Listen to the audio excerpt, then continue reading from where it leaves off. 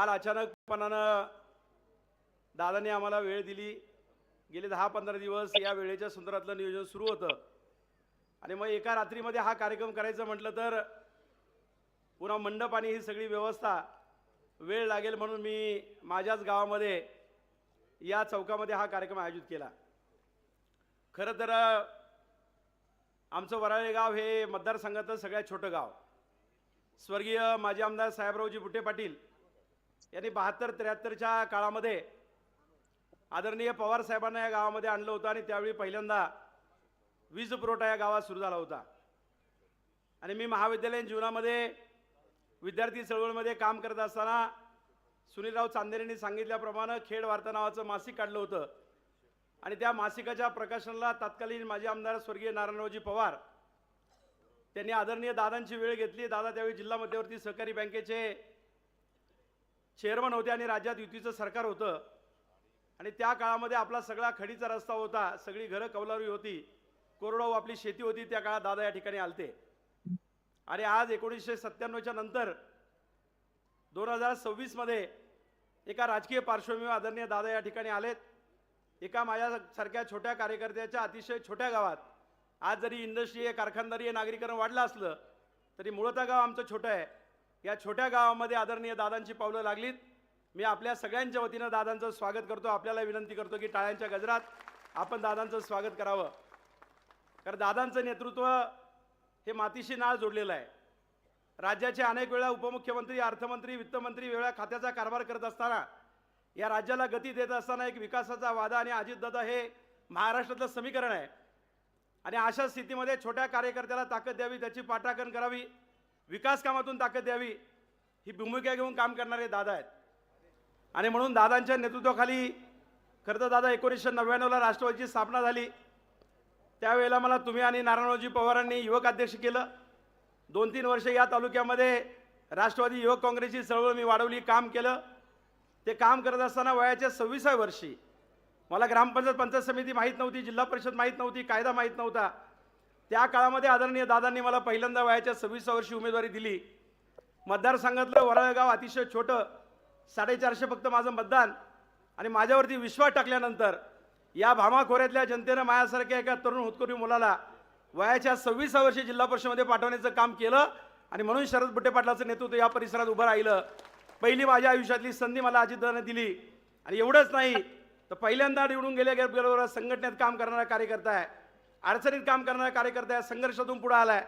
आणि म्हणून दादांनी धाडसी निर्णय घेतला आणि वयाच्या 26व्या वर्षी, यापूर्वी माझ्या इतक्या कमी वयामध्ये कोणाला सभापती केलं नव्हतं, अजितदादांनी माझ्याकडे जिल्ह्याचं कृषी आणि सभापतीपद दिलं. एक नवीन इतिहास करण्याचं काम त्या ठिकाणी आपण केलं. त्या पाठीमागे दादांची ताकद होती.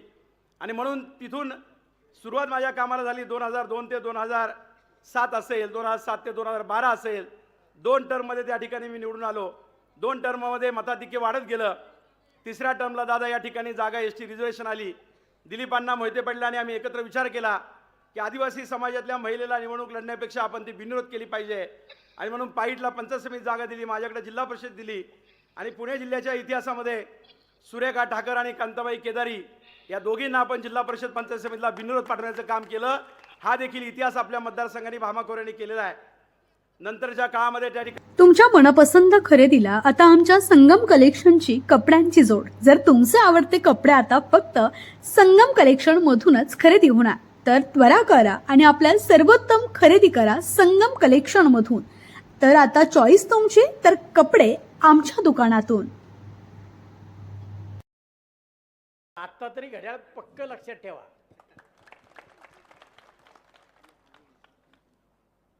त्यावेळेला जरा सगळ्या सोयऱ्यांनी गंमत उभी केली. आमच्या बाबा पवारांना सदाशिव करंड्याला पाहुणा आठवला.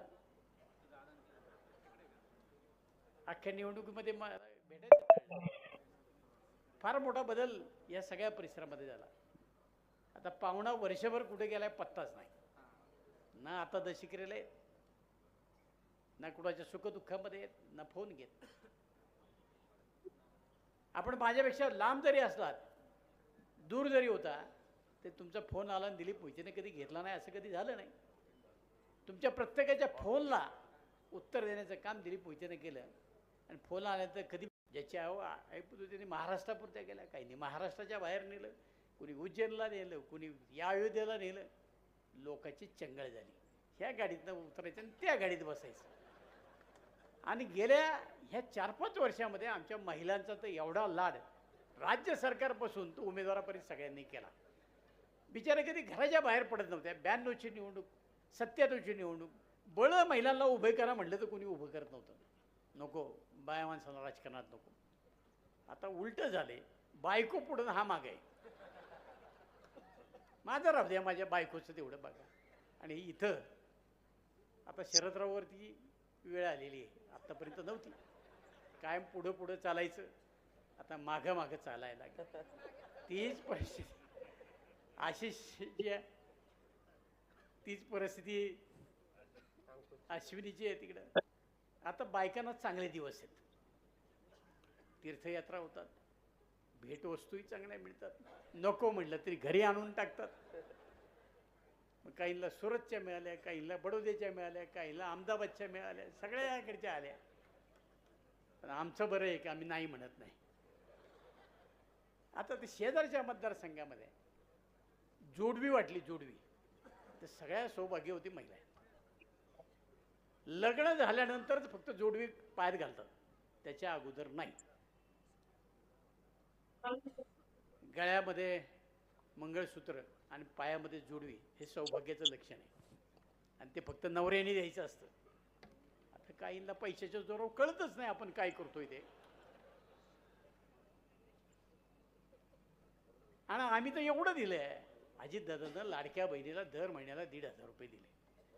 आता जोडव्याची किंमत किती, कुठे यात्रेला जायचं तर त्याला पैसे किती लागतात. पण बायकांचा विषय असा असतो की 10 रुपये जरी असतील तर ते इतक्या गुंडाळी करून ठेवायचे की ते कुणाला नजरे पडणार नाही. आणि मग जेवढं आपल्याला ठेवता येईल तेवढं साठवून ठेवायचं. त्यामुळे लय आटापिटा आपण जीवाचा केला, लय लांब काय त्रास झाला, कमी झाला वय. अयोध्येला जाणाराला, अयोध्येला जाणार त्रास झाला, उज्जैनला ना. पण आम्ही तोच त्रास सहन केला. एकंदरीतच महिलांचे दिवस आता चांगले आहेत. पुरुष मंडळीला माझी विनंती राहणार आहे, जरा जपून राहा तुम्ही आता. नाहीतर आता समाजामध्ये मुलींचं प्रमाण कमी झालंय, बायकोच मिळत नाही. सगळ्यात मोठा प्रश्न आज तालुक्यामधला घन आहे. पूर्वी आम्हाला लोक सांगायचे रस्ता करा, शाळा बांधा, आम्ही आपलं ते हा म्हणायचं. पण आता गेलो तर लोक सांगतात आमदार साहेब पुढे एखादी पोरगी लक्षात असली तर बघा ना. पोरग 30-35 वर्षाचं झालंय, आता किती दिवस ठेवू. त्यामुळे तुम्हाला आता चॉईस आहे. पण एक गोष्ट आता नक्की ठेवा, महिला महिलाची कदर करते. आता शरद बुट्टे पाटलांनी आत्तापर्यंत काम केलं, आता त्यांच्या बायकोला संधी द्यायची का नाही, काय ठरलंय आपलं, द्यायची ना. आता संधी द्यायची असेल तर काय करावं लागतं, घड्याळाचं बटन दाबावं लागेल ना. मागच्या वेळेला जमलं नाही, आता या वेळेला नक्की दाबा. कारण ज्या विश्वासानं शरद बुट्टे पाटलांनी आपल्या समवेत राष्ट्रवादी काँग्रेस पक्षामध्ये प्रवेश केलाय,